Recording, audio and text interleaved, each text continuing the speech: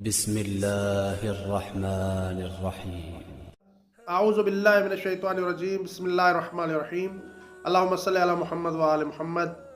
اگر قرآن مجید ہاتھ سے گر جائے تو اس کا کفارہ کیا ہے؟ بعض مومنین نے یہ سوال پوچھا ہے۔ اس سلسلے میں عرض کروں گا کہ قرآن مجید ایک عظیم کتاب ہے، مبارک اور بابرکت کتاب۔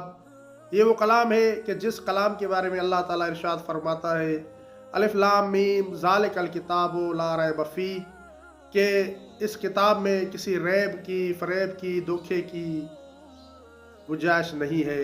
یہ بے ریب اور لا ریب کتاب ہے۔ یہ ایک لا ریب کتاب ہے اور اس کا احترام کرنا اور اس کی تلاوت کرنا ہر مومن اور مسلمان کے لیے ضروری ہے۔ مومن کو چاہیے کہ قرآن مجید کی تلاوت کریں، قرآن مجید کا احترام کریں، اسے بوسہ دیں۔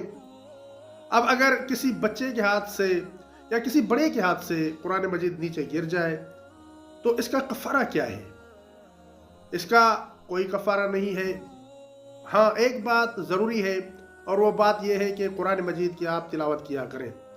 اگر ہو سکے تو روزانہ صبح کے وقت قرآن مجید کی تلاوت کیا کریں، کم از کم 50 آیات کی روزانہ تلاوت کیا کریں، کہ اس کا بہت زیادہ اجر و ثواب احادیث میں بیان ہوا ہے۔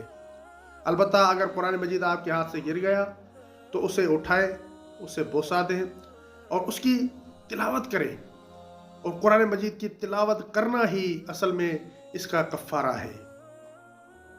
مومنین کرام، آپ سے گزارش ہے کہ آپ ہمارے اس چھوٹے سے یوٹیوب چینل کو سبسکرائب کریں اور اپنے دوست و احباب تک بھی پہنچائیں، تاکہ ہماری یہ اسلامی ویڈیوز تمام مومنین تک پہنچ سکیں۔